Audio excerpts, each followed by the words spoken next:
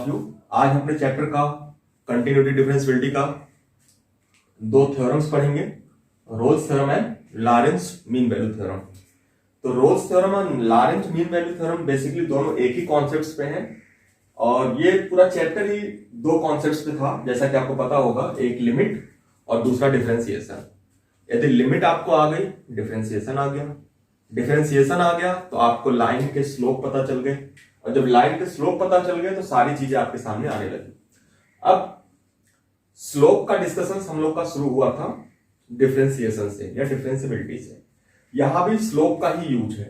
तो जैसा कि आपके सामने दो ग्राफ दिख रहा है, एक ग्राफ रोल्स थ्योरम के लिए है बेटा और दूसरा वाला लॉरेंस मीन वैल्यू थ्योरम। इसको यदि शॉर्ट में बोलते हैं तो एलएमवीटी बोलते हैं। One of the most important theorems for board exam and other examinations, जो भी आप आगे देने वाले हो आफ्टर दैट 12th या विथ 12th। अब प्रॉब्लम्स क्या है इन दोनों के साथ कि रोल्स थ्योरम थोड़ा सा डिफरेंट था लॉरेंस मीन वैल्यू थ्योरम से, इसलिए दोनों को हमें अलग अलग पढ़ना पड़ता है। तो उसको हम बताएंगे अभी आगे आपको क्या क्या डिफरेंसेस हैं, क्या क्या चीजें हैं।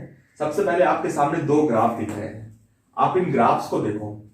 ये graph y equal to F X, इसको भी हमने बोल दिया y is equal to F X. अब एफ एक्स क्या है बेटा हमें नहीं पता, लेकिन हमें पता है कि एफ एक्स का ग्राफ इस तरह कुछ बन रहा है। इसका डोमेन क्या है, a टू b।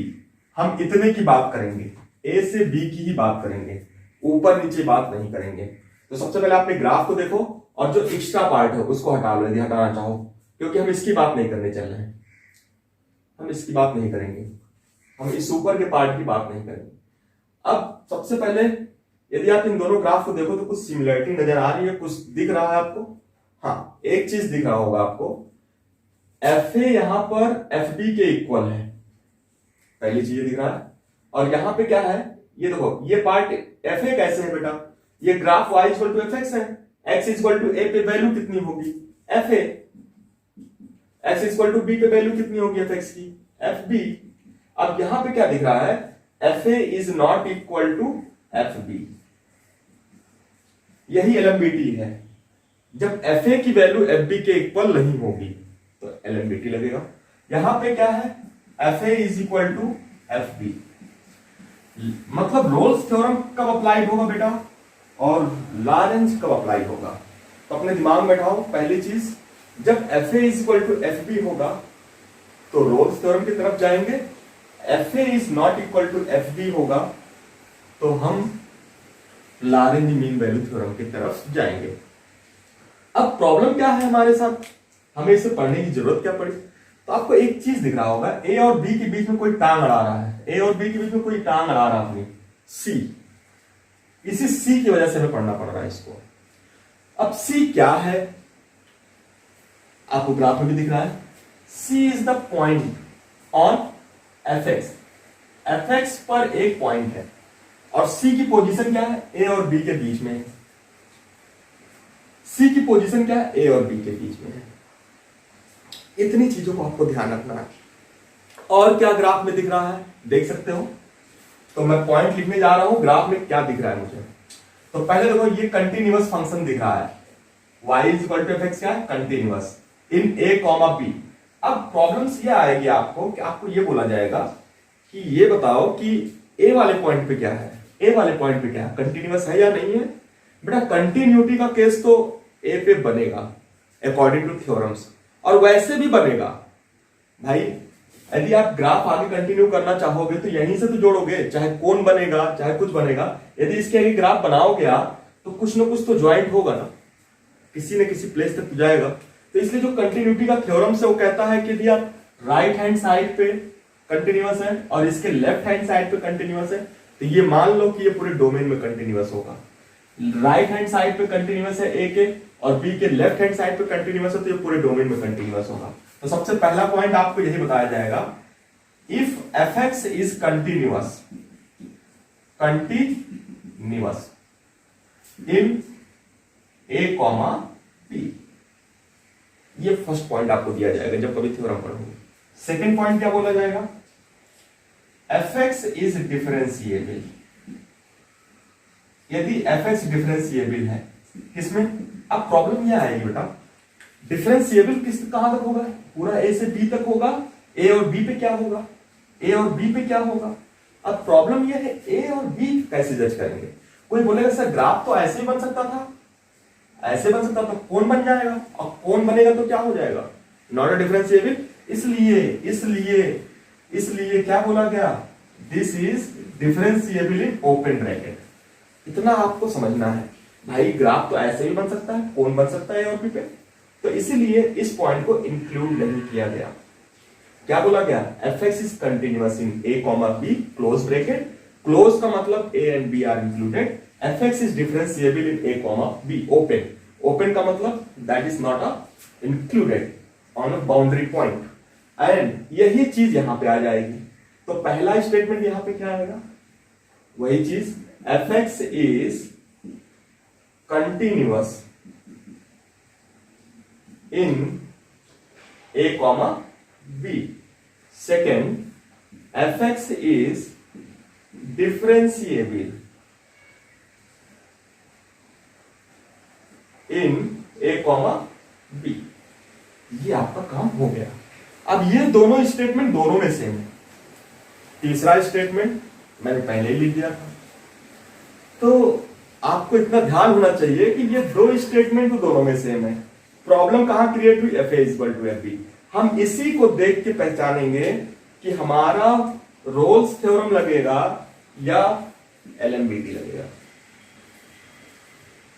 तो ये दो कंडीशंस आपको याद रहेगी मेरे हिसाब से। अब हम चलते हैं आगे।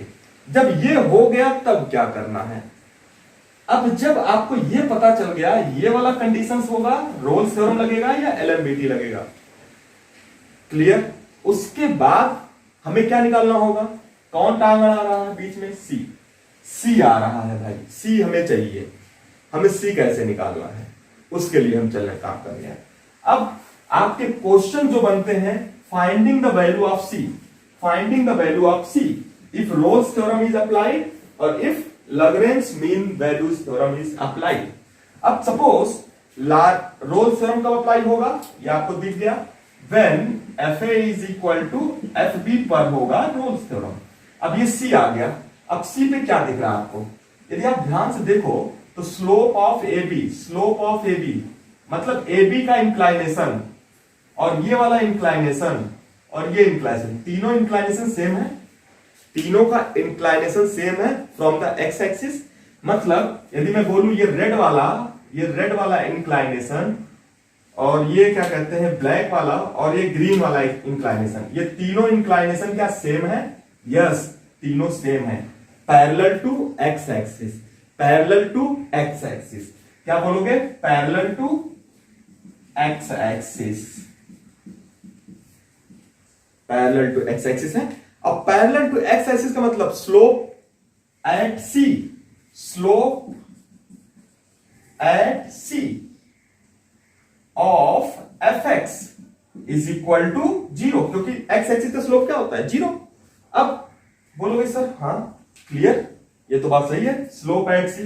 तो स्लोप कैसे निकालते हैं? स्लोप क्या करते हैं? D by D X of F X at x is equal to c is equal to 0 या f prime x is equal to f prime c is equal to 0। तो जब कभी आपको ये क्वेश्चन मिले, कोई फंक्शन दिया हो, आपको पता हो गया रोल्स थ्योरम लगाना है, तो सबसे पहले क्या करोगे? f डैश x निकालोगे। f डैश x को किसके इक्वल करोगे? 0 के, और c की वैल्यू मतलब उसमें c पुट कर देना और c की वैल्यू आ जाएगी। ये काम आपको करना होता है रोल्स थ्योरम में। अब बोलोगे सर ये कैसे हो गया? हमने पढ़ा था तो ऐसा। तो मैं आपको बताऊं, यदि आप ध्यान दो तो आप इसका स्लोप निकाल सकते हो। Slope of A B, slope of A B is equal to this slope. तो स्लोप ऑफ ए बी क्या होगा? यदि आप ध्यान से देखो स्लोप ऑफ ए बी, तो y2 माइनस y1 आपने पढ़ा था। क्या पढ़ा था? फॉर्मूला याद करो, x2 y2। तो y1 माइनस y2 या y2 माइनस y1। तो मैंने क्या लिखा? F B minus F A, y1 minus y2 upon x1 minus x2। मतलब x1 क्या है? b minus a and fa is equal to fb। What is the slope of ab? Means आपको दिख गया स्लोप ऑफ ए बी क्या आ गया? 0। तो ये भी तरीका है निकालने का। डायरेक्टली तरीका क्या था? Slope of X axis is equal to slope of this and this equal to this. तो स्लोप ऑफ एक्स एक्सिस हमेशा 0 होता है, एक तरीका ये था। दूसरा स्लोप ऑफ ए बी निकाल सकते थे, A B F A equal to F B है तो 0 आएगा। इतना क्लियर हो गया। अब suppose F A is not equal to F B. अब आपको क्वेश्चन में ये मिल गया F A is not equal to F B, तो अब कौन सा थ्योरम लगाओगे? Lagrange mean value theorem, LMDT use होगा। अब स्लोप ऑफ ए बी किसके इक्वल होगा? Slope at C. मतलब यदि आप ध्यान से देखो तो ये रेड वाला slope, slope of A B is equal to slope at X is equal to C. मतलब सी पे जो स्लोप होगा, जो सी पर स्लोप होगा वो ए बी के स्लोप के इक्वल होगा। अब सी पे स्लोप कैसे निकालोगे? एफ प्राइम एक्स, तो means D by D X F X at C, X is equal to C is equal to slope of A B.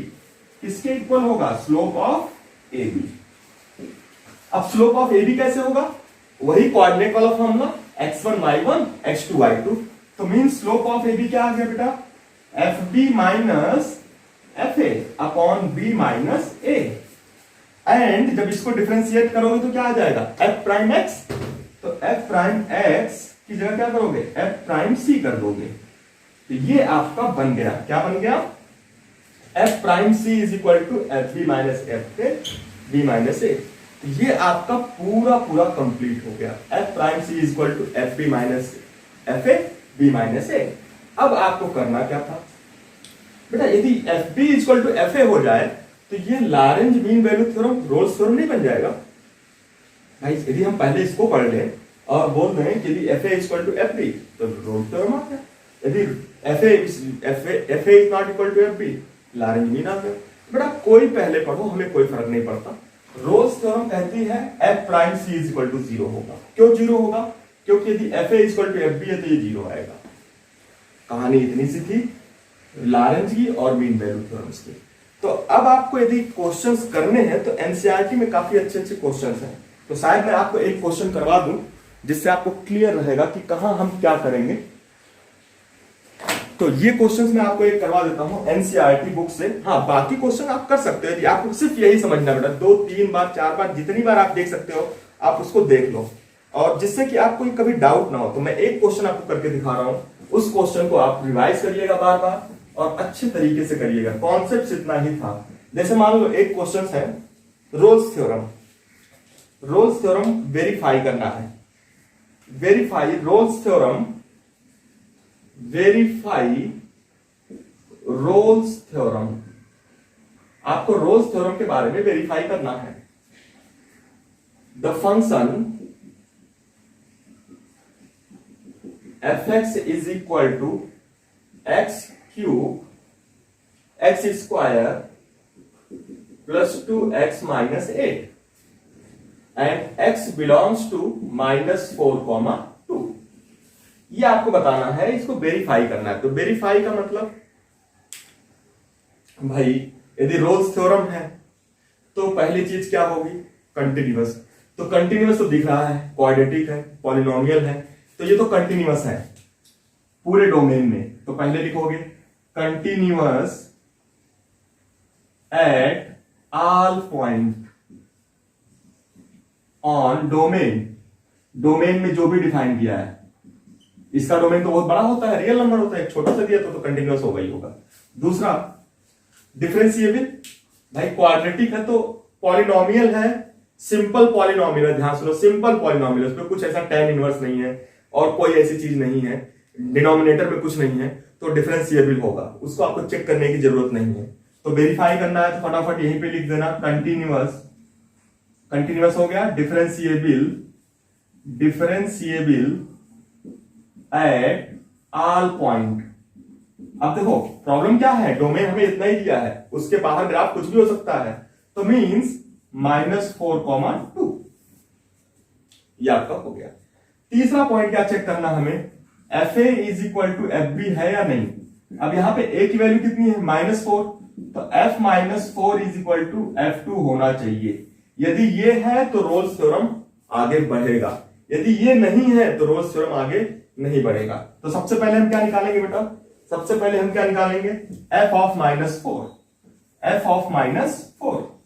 तो f ऑफ -4 क्या होगा, ध्यान से समझना, एक ही क्वेश्चन बता रहा हूं और ये आप अच्छे से कर सकते हो क्योंकि कॉन्सेप्ट मैंने पूरा समझा दिया। f -4 पुट करो, तो -4 का होल स्क्वायर प्लस 2 इंटू -4 -8, तो सॉल्व करोगे 16 -8 -8 0, तो f ऑफ -4 कितना आ गया 0।